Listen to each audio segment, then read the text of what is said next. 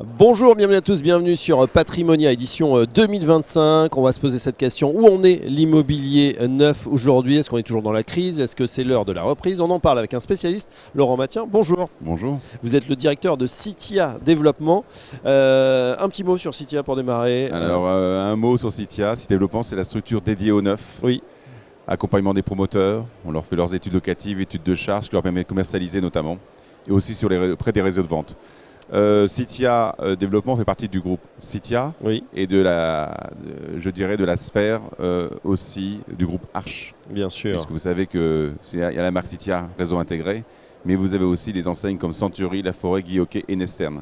C'est de plus en plus grand. Ça représente 20% du marché français intermédiaire. Alors, de vente. Voilà. Laurent, on va se pencher plus spécifiquement sur ce qui nous intéresse, c'est-à-dire l'immobilier neuf, à l'arrêt, il faut bien le dire, avec ce dispositif Pinel qui était peut-être vraiment l'arbre qui cache la forêt, ou plutôt la forêt elle-même qui a disparu. Où est-ce qu'on en est? Comment les promoteurs immobiliers se retrouvent après la fin du Pinel? Effectivement, on était un peu sous perfusion pendant 20 ans avec ce dispositif Pinel, c'est sûr.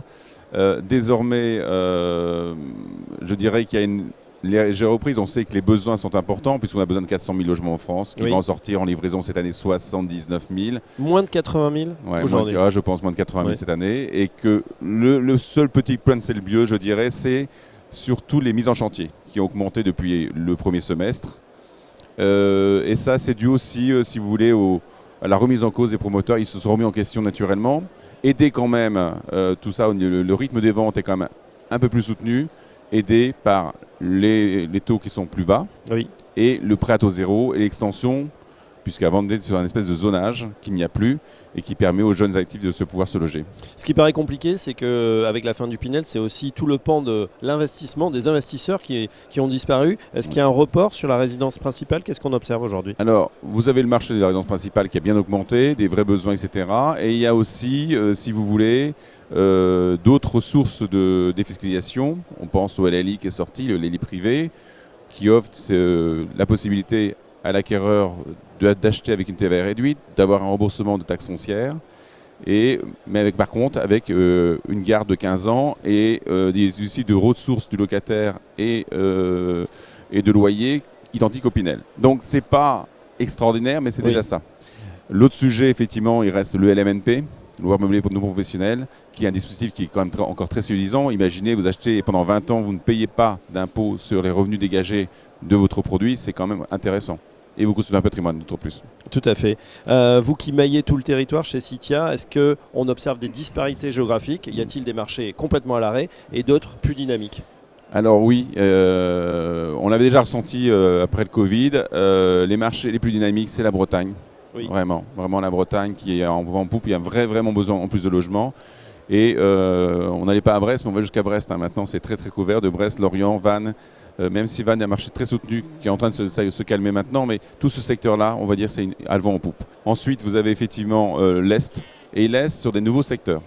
Je vous parlerai de Nancy, Metz, et aussi Huningue à la frontière suisse, aux trois frontières, qui marche assez bien. En revanche, des secteurs complètement plantés. On avait beaucoup d'attentes sur un statut du bailleur privé qui était poussé par l'ancienne ministre du Logement. Je dis l'ancienne, on ne sait pas à cette heure-ci si elle va être reconduite ou pas. Pour vous, est-ce que ce statut va voir le jour en 2025 ou après? Ou jamais? Non, je pense qu'on y arrivera. Ça permettra effectivement les gens ont besoin de visibilité, de visiter pour investir. Ça ne sera pas si mal, ça ressemblera à la fiscalisation du meublé, mais il faut que ça sorte à un moment donné. Je ne suis pas sûr, la bonne nouvelle, ce serait que le ministre en place, pas pour des raisons politiques, mais pour de stabilité, qui a déjà travaillé les dossiers, puisse aller au bout de son travail. Oui. Je doute qu'effectivement, s'il y a un changement, ça voit le jour avant les élections. Une dernière question, tiens, on reste dans la politique. On est à 6 mois, grosso modo, des municipales. On sait que c'est jamais une très bonne période pour les promoteurs. Les maires sont frileux à cette période. Maires bâtisseurs, maires battus en général. Qu'est-ce qu'il en est? Est-ce que ça va encore freiner cette promotion immobilière? Nos partenaires nous disent qu'effectivement certains projets sont bloqués et les maires veulent dire on verra ça après les élections, ou étudie le dossier quand même et dire on le sortira après les élections si je suis encore là. Donc c'est vrai, ça a toujours été un frein, on le sait bien. Là on est à 6 mois, chez certains maires ça va tanguer, donc naturellement ils ne vont pas prendre de risques. Pas de risque donc du côté des politiques. Voilà ce qu'on pouvait dire sur cette promotion immobilière. Merci pour Merci beaucoup. pour votre éclairage, Laurent Mathien. Je rappelle que vous êtes directeur de Citia Développement et à très bientôt sur notre antenne. Merci.